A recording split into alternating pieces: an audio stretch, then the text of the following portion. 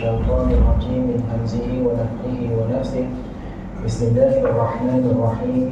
بسم الله الشافي، بسم الله الكافي، بسم الله المعافي، بسم الله الذي لا يضر مع اسمه شيء في الأرض ولا في السماء وهو السميع العليم. السلام عليكم ورحمة الله وبركاته. الحمد لله رب العالمين، والصلاة والسلام على أشرف الأنبياء والمرسلين وعلى آله وأصحابه أجمعين. أشهد أن لا إله إلا الله وحده لا شريك له، وأشهد أن سيدنا محمدا عبده ورسوله. اللهم صل وسلم وبارك على سيدنا محمد وعلى آله وصحبه أولي الفضل العظيم. سبحانك لا علم لنا إلا ما علمتنا إنك أنت العليم الحكيم. ولا حول ولا قوة إلا بالله العلي العظيم. اللهم علمنا ما جهلنا وذكرنا ما نسينا. اللهم اجعلنا فهم النبيين وحفظ المرسلين وإلهام الملائكة المقربين. يا فتاح يا عليم ارحمنا فأنت أرحم الراحمين. اللهم علمنا ما ينفعنا وانفعنا بما علمتنا وزدنا علما. اللهم أرنا الحق حقا وارزقنا اتباعه، وأرنا الباطل باطلا وارزقنا اجتنابه. أما بعد، أحييكم بتحية الإسلام وتحية الإيمان، تحيتان مباركتان من عند الله عز وجل. yang dihormati, yang dikasihi, yang dimuliakan sahibul fadilah Tuan Imam, Tuan Bilal, Tuan Marbot, seluruh sah pengurusan pentadbiran Masjid Darul Hana, para pemimpin, para pendidik serta seluruhnya para jemaah bakal penghuni syurga Allah Ta'ala sekalian. Amin ya Rabbal Alamin. Alhamdulillah, marilah sama-sama kita merafakkan setinggi rasa syukur kita kepada Allah Subhanahu wa Ta'ala di atas limpah rahmat, kurniaan, pertemuan yang Allah berikan kepada kita pada petang ini. Ada manusia disibukkan oleh Allah Ta'ala dengan urusan dunia, tetapi kita Allah Ta'ala letakkan di masjid satu anugerah yang sangat-sangat besar, yang mana keberadaan di masjid ini adalah satu manifestasi kepada bukti keimanan hakiki kita kepada Allah Subhanahu wa Ta'ala, selaras dengan firman Allah dalam surah At-Taubah, innama ya'muru masajidallahi man amana billahi wal yawmil akhir wa aqama as-salata wa ata az-zakata wa lam yakhsha illa Allah fa'asa ulaika an yakunu minal muhtadin. Allah sebut kepada kita, innama ya'muru masajidallah, sesungguhnya orang-orang yang beriman yang mengimarahkan rumah Allah Subhanahu wa Ta'ala, manhum, siapa mereka? Alladzina yu'minuna billahi wal yawmil akhir, yang beriman kepada Allah Subhanahu wa Ta'ala dengan sebenar-benar hakikat keimanan, bukan sekadar mengaku imannya pada lisannya, tetapi dibatalkan oleh zahirnya yang lain. Yang benar beriman, hatinya tunduk patuh kepada Allah, lisannya menuturkan kalimat yang diizinkan Allah, yang diredai Allah. Ada orang yang ngakunya beriman, tetapi mulutnya, malah nak sebutlah apa istilahnya, gunalah istilah yang sesuai. Mulut, wallahu a'lam, adalah gambaran perkataannya. Ada orang mengaku beriman. Adakah kamu beriman? Ya, saya beriman. Bagaimana perihal solat kamu? Solat subuh tertinggal bangun akhir, dah ya qadha sih. Lah. Ya, belum tentu beriman, belum sebenar-benar keimanan. Orang beriman dibuktikan keimanannya dengan anggota tubuhnya.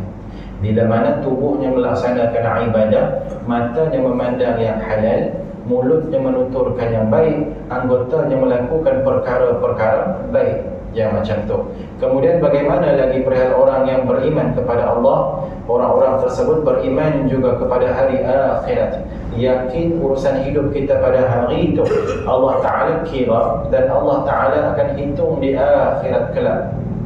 Allah Ta'ala akan hisab setiap perbuatan kita, yang disebutkan dalam surah Yasin yang kita baca 2 malam yang lepas. Kan ada yang lain baca surah Yasin malam tik, pagi tik kira itu? Mungkin ada, mungkin si. Dalam surah Yasin Allah Ta'ala sebutkan, bila kita disoal oleh Allah, kala mulut kita tutup, mulut si kelakar dah tahu. Yang bercakap bagi pihak kita adalah anggota tubuh kita. Tangan kita akan bercakap, kaki akan bercakap, telinga akan bercakap, mata akan bercakap, kecuali mulut si dapat bercakap. Yang lain semua boleh bercakap. Kita yakin, kita pasti, kita beriman dengan hakikat ini, insya-Allah terjaga kita pada urusan dunia kita. Kemudian orang-orang beriman bagaimana tabiat mereka? Wa aqamas salata wa ataz zakata wa lam yakhsha illa Allah. Mereka melaksanakan salat, terutama yang fardu. Yang sunat terkadang tinggal siapa, tetapi kalau ada peluang laksanakan yang sunat. Macam yang kita sebut minggu lepas, untuk kita kalau ada kemampuan, sebaik-baiknya usahakan sebaik mungkin witir jangan tinggal. Jangan witir bulan Ramadan sahaja. Sedangkan disebutkan kepada kita kun rabbaniyun wa la takun ramadaniyun mu'in. Jadi hamba Allah bukan hamba Ramadan. Setengah manusia ibadahnya hanya takat Ramadan sahaja. Duk kejar pahala tadarus bulan Ramadan, tetapi bulan lain tidur terus, hilang tadarus. Bahkan dalam bulan Ramadan ada yang lebih kejar moreh daripada kejar witir. Macam sepak bola lepas witir je moreh nak. Macam mana lari makanan. Tapi ada manusia yang macam tu.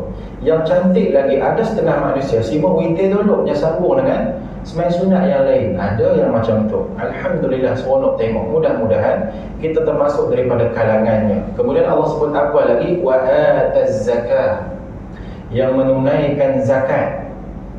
Zakat, kira-kiralah zakat apa sekalipun. Kita dah cerita dah zakat ternakan bagaimana kiraannya. Kambing berapa ekor baru dikenakan zakat.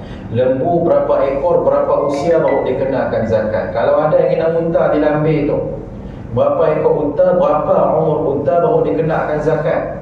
Muntah-takat kita kena kambing 3 ekor, mak sekor, bapak sekor, anak sekor, belum kena zakat. Don't worry. Tetapi kalau yang beranak pinak lagi murah rezeki kambing, kita banyak anak kambingnya, sampai sekian-sekian jumlah yang wajib dikeluarkan zakat daripadanya, laksanakan.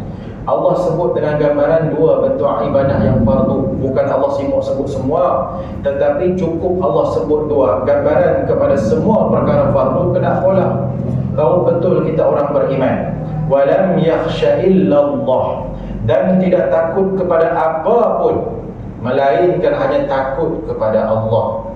Bukan takut kepada makhluk, bukan takut kepada hantu, bukan takut kepada YB, takut kepada Allah. Bukan takut hilang pengaruh, bukan takut hilang nama, bukan takut hilang harta dan seumpamanya, tetapi takut hanya pada Allah. Sebabnya dalam satu hadis qudsi sebagai mukaddimah kita, bicara kita malam tu pada seorang sahabat, tajuk ke-59, sahabiah. Bukan sahabat, sahabiah. Erti kata apa Cik Wan kalau sahabiah? Perempuan original, factory made perempuan. Bukannya pergi edit jadi perempuan, bukan.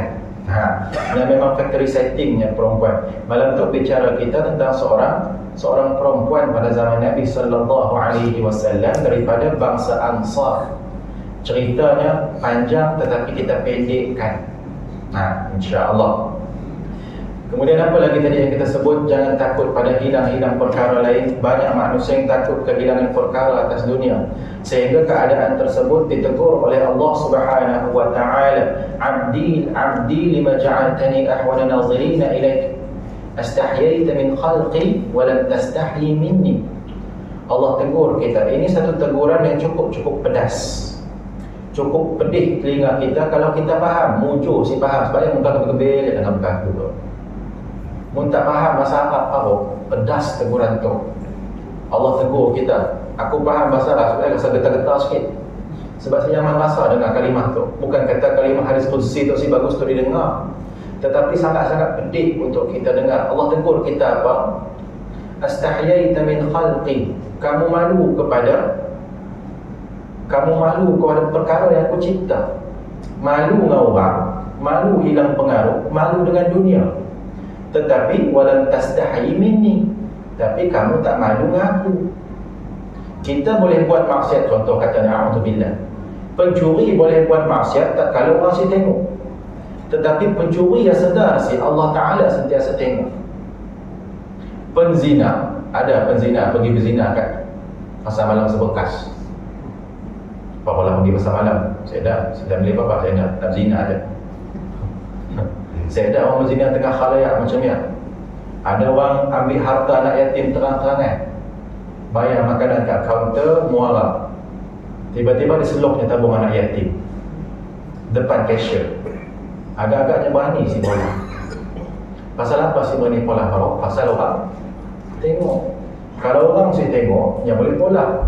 Sebab dia sedar Allah Subhanahu wa ta'ala tengok. Yang hakikat macam tu, Allah Ta'ala tegur kita. Jadi insya-Allah sedikit sebanyak itulah mukaddimah kita. Baru mukaddimah, insya-Allah kita masuk kepada tajuk bicara kita. Bicara kisah sahabat Nabi radhiyallahu ta'ala anhum. Kalau ada generasi yang boleh kita ambil pedoman daripada kehidupan mereka, nescaya inilah generasinya. Generasi para sahabat Nabi radhiyallahu ta'ala anhum. Satu generasi yang dididik langsung oleh Nabi sallallahu alaihi wasallam dengan pendidikan hadis dan Quran. Hidupnya zuhud, cintanya pada dunia, tapi lebih lagi kepada akhirat. Generasi yang macam tu. Malam tu bukan untuk kaum hawa sahaja, bukan untuk orang perempuan je dengar, tetapi untuk lelaki pun boleh dengar cerita tu, walau ceritanya cerita perempuan. Nak ceritanya kisah Sayyidatina Nusaybah binti Ka'ab. Sayyidatina Nusaybah binti Ka'ab bukan perempuan biasa-biasa. Dengan suami, dengan anak, kelembutannya sangat luar biasa. Ada perempuan bila jadi bini ganasnya semacam, masa jadi girlfriend lembutnya semacam. Tetapi Sayyidatina Nusaybah kelembutannya dalam urusan rumah tangga luar biasa. Sangat-sangat lembut. Macam kita, mak-mak kita suruh kita mandi dalam kecil-kecil dulu. Oh, adik. Macam ni anak. Tetapi Nusaybah garang nasi bau lembut. Tetapi lembutnya anak nyamuk lawan pun si kempang. Sebab terlalu lembut. Sangat lembut. Kan ada setengah-setengah manusia yang punya lembut ya, kita nak si berani. Si berani nak macam ni. Sebab apa? Manusia tu jenis lembut. Ada kawan kita yang panggil macam tu, yang cakap, kalau cakap si betul pun, kita si berani nak kasar dengannya. Sebab tabiatnya lembut. Kita sikit, nangis kawannya. Laki bawa perempuan, laki. Tapi memang jenisnya lembut, yang mudah tersentuh, mudah terasa hati. Kalau yang merajuk 3 bulan saya akan tegur. Yang jenis macam tu. Ada manusia macam tu yang hati lembut dan seumpamanya. Sayyidatina Nusaybah dalam bab rumah tangga memelihara suami, menjaga hak suami, kehormatan suami dan seumpamanya, serta menjaga anak-anaknya. Sayyidatina Nusaybah memang sangat lembut. Tetapi satu gelaran Sayyidatina Nusaybah yang perlu kita tahu, yang digelarkan oleh para sahabat radhiyallahu ta'ala anhum. Apa gelarannya Cik Wan? Nusaybah. Satu gelarannya perisai Rasulullah. Jadi antara gelarannya sahabat Nabi, kalau kita perhati, kalau kita rajin baca, ada setengah-setengah sahabat Nabi itu gelarannya lebih dari satu. Nya banyak gelaran punya orang. Untuk Nusaybahnya di antara sahabat Nabi yang gelarannya banyak. Satu gelarannya perisai Rasulullah. Sebab apa? Sumbangannya kepada Rasulullah dalam perang Uhud. Dalam perang Uhud kita maklum tentera Islam habis kacau bilau, kalah perang Uhud tentera Islam. Tetapi tak kala Nabi berseorangan diserang bertubi-tubi oleh tentera musyrikin Quraisy pada ketika tersebut, siapa di antara manusia yang membela Nabi pada awalnya sebelum datang para sahabat yang lain? Antara yang terawal Nusaybah dan anaknya, mak dan anak, berlawan mempertahankan Nabi sallallahu alaihi wasallam. Dan pada awal senjata Nusaybah mempertahankan Nabi. Logik akal kalau kita fikir memang saya akan hidup lama. Yang berlawan ke apa kawan-kawan? Mula-mula pakai perisai dulu, sampai dia cabut tali pinggang, makin tali pinggang bukan. Orang ni polis ada selama pakai tali pinggang. Polis tu inilah bangsa polis, bangsa RMD. Bukan kita nak kata si Datuk si cukup gagah nak pakai pistol juga si, tetapi adalah keperluannya gunakan senjata api. Tetapi belum ada kita tengok serbuan orang pula kita pinggang aja. Nak kata terdesaknya Saibah pada ketika tersebut, namun hatinya berkobar-kobar ingin mempertahankan Nabi. Tadi pinggang pakainya pun. Makin tali pinggang bapak, kita baca betul tak setukar, kita cari cerita lain sama juga tali pinggang. Yang dia pun ada yang kena sebat, yang punya sebat tali pinggang yang bukan leput, mati terus. Kau bayangkan yang punya embat tali pinggang yang mati orang. Nusaibah kita sebut tadi lembut, tetapi macam ni kekuatannya Allah bagi 4 orang mati orang. Ada cerita Nusaibah, tak kala yang mempertahankan Nabi, nya akad perisai, datang seorang lelaki berkuda, lelaki Quraisy. Apa dia polanya pun? Dimbat je kuda, tumbang kuda. Kita baca dalam kepala Indra, macam ni punya embat yang kuda boleh tumbang. Kita pergi mismatch pastor, sport pastoran. Sebelah ada kuda. Cuba tak embat sekali, kau tengok.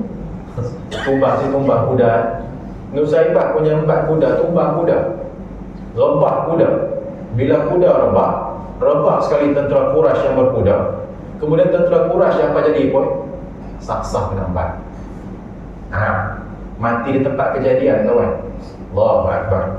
Jadi Nusaibah, di antara gelaran Nusaibah, perisai Rasulullah, gelaran lain, gelaran yang cukup menyeramkan bagi lelaki yang nak ambil perempuan jadi bini. Tetapi perempuan yang ada gelaran centuk juga. Kalau kita lah tahu bini kita satu ketika ada gelar macam ya, memang kita siap ambil jadi bini. Gelaran Nusaibah yang lain yang masyhur apa dia? Singa merah. Bila sebut singa merah Abang Hamzah, kau rasa perangai macam ni? Saya kan singa merah tu perangai yang macam sotong. Sotong merah.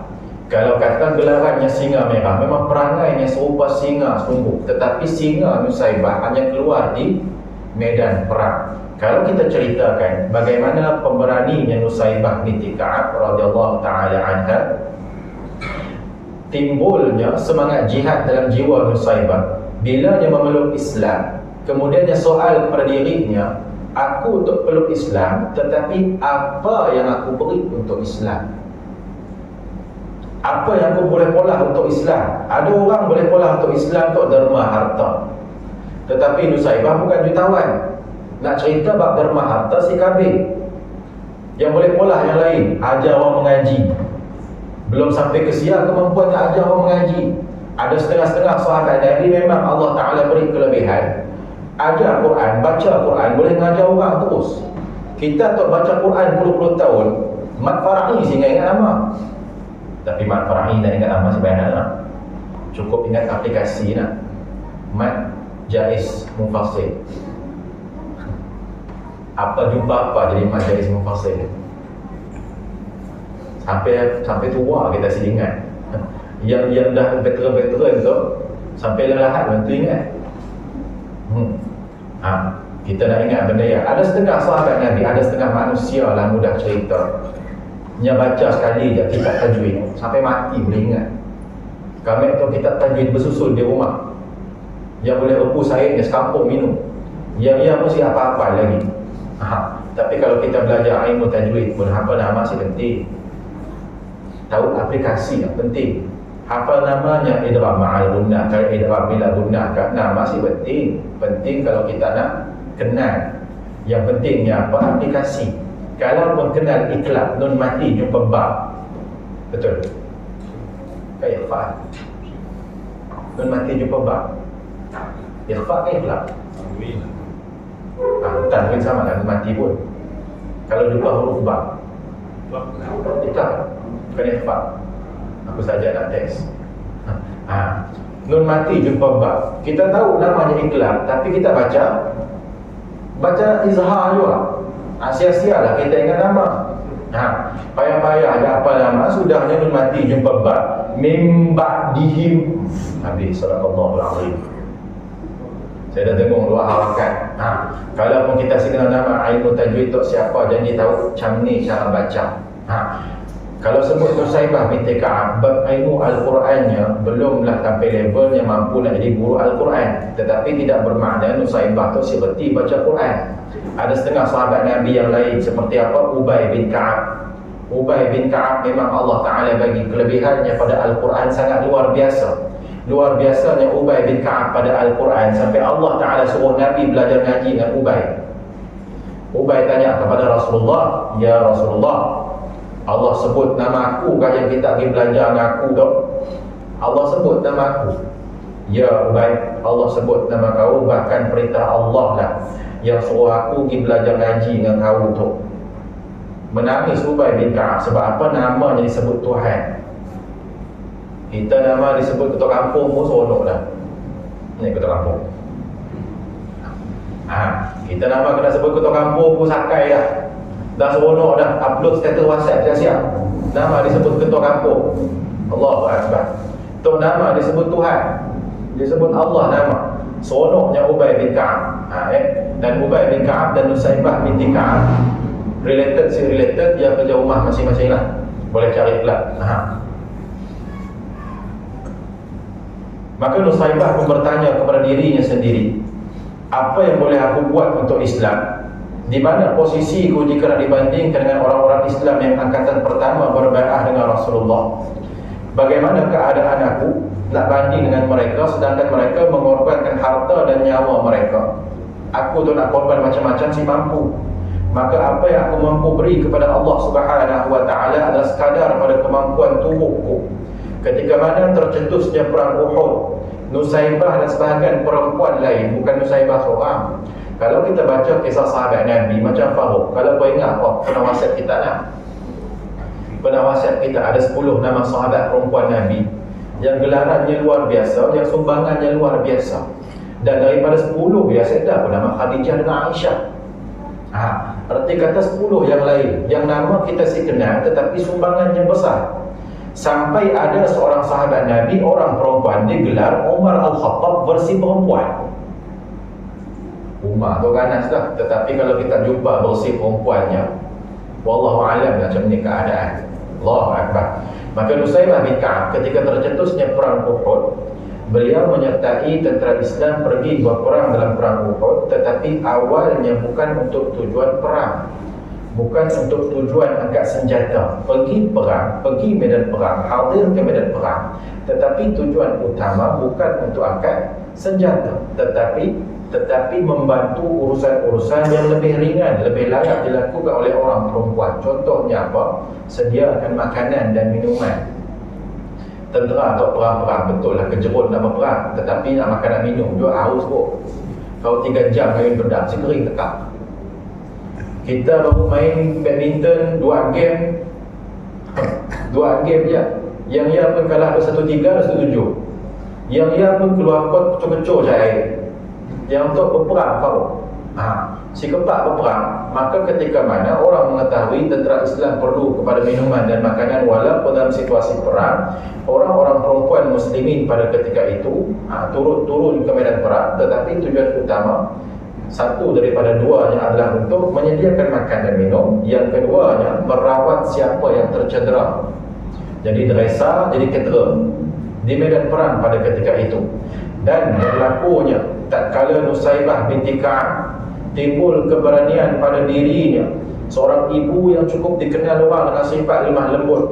Tetapi pada ketika hari perang Uhud itu berlangsung, Nusaibah binti Ka'ab menjelma jadi satu bentuk perempuan yang lain, yang anaknya pun terkebil-kebil tengok betul kata mak aku. Sebab apa? Nusaibah binti Ka'ab keberaniannya sangat luar biasa. Dan kalau kita baca kisah Nusaibah binti Ka'ab, tatkala Nusaibah mempertaruhkan nyawanya untuk mempertahankan Nabi SAW yang berseorangan pada ketika diserang oleh tentera musyrikin Quraisy, Nusaibah binti Ka'ab pertahankan Nabi dengan apa anaknya ada, sampai tubuhnya tercedera 12 kesan luka. Yang paling teruk luka Nusaibah ketika perang Uhud adalah luka di leher, meleleh darah dari leher.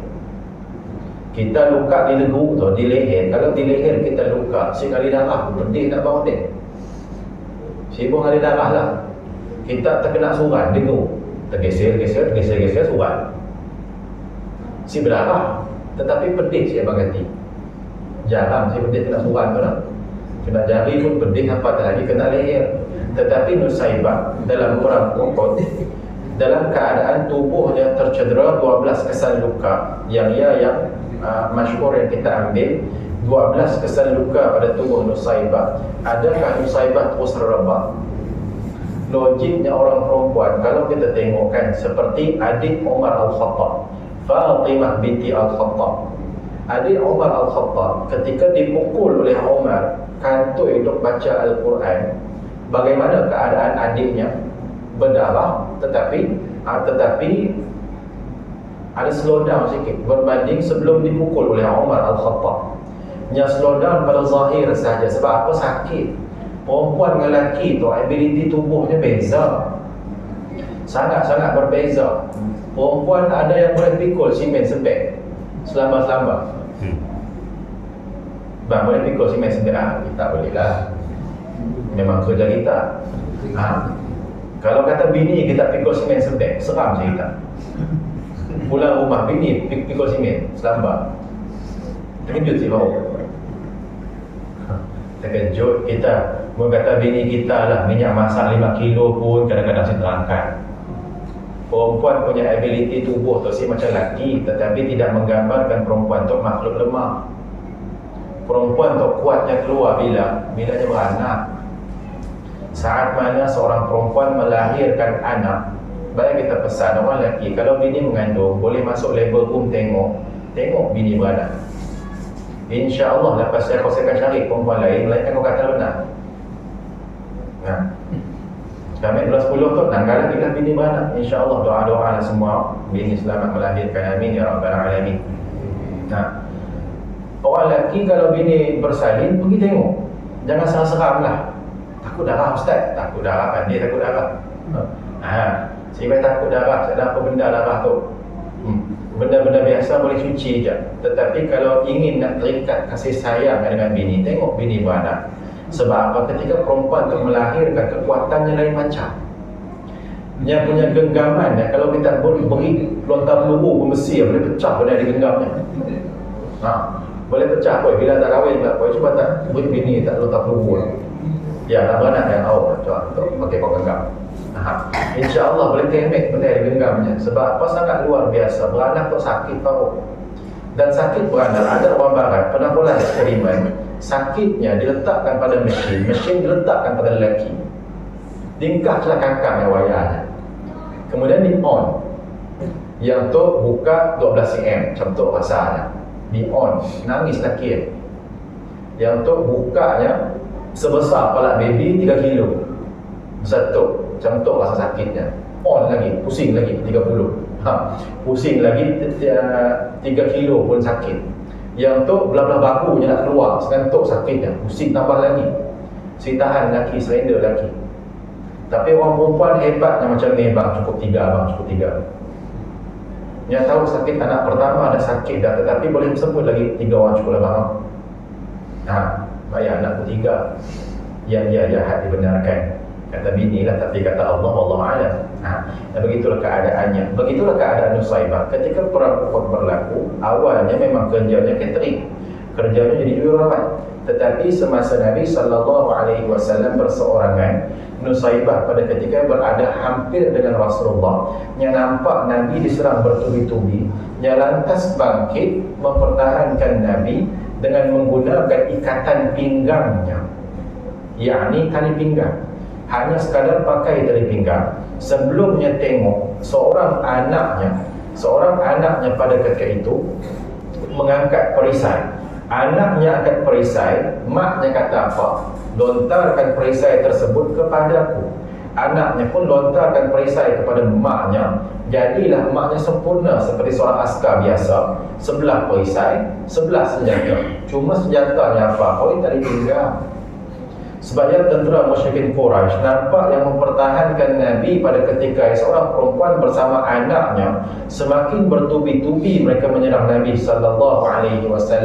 Dan tiap askar yang datang semuanya tumbang kerja Nusaybah. Kita fikir-fikir gua palak kita macam ni seorang perempuan yang lemah lembut mempertahankan Nabi sallallahu alaihi wasallam dengan 12 luka di tubuhnya, si tumbang-tumbang. Terkadang manusia walaupun zahir kita dah si mampu, tetapi kalau dalam tu kuat. Kita kalau ikutkan luar tu nak bangun sahur pun payah. Tetapi pasal apa kita boleh bangun sahur baru? Sebab dalam tu lah. Kita nak berlari Bang Odin, nak habis maraton, full maraton, half maraton, full. Kita dah habis 400 km, layak-layaknya kalau kata badan kita memang suruh berhenti nak. Tetapi pasal apa kita boleh habiskan 1 km terakhir? Sebab tu nak. Dalam tu, power hanya benda dalam tu. Yang beri kekuatan pada Nusaibah pada ketika itu adalah hatinya yang nak mempertahankan Nabi. Dia aku mati, jangan Nabi yang mati. Kita tengok bagaimana Nusaibah mempertahankan Nabi sallallahu alaihi wasallam. Itulah perihal Sayyidatina Nusaibah. Kemudian selepas kewafatan Nabi sallallahu alaihi wasallam, Nusaibah binti Ka'ab, beliau umurnya sedikit panjang. Nabi dah wafat, tetapi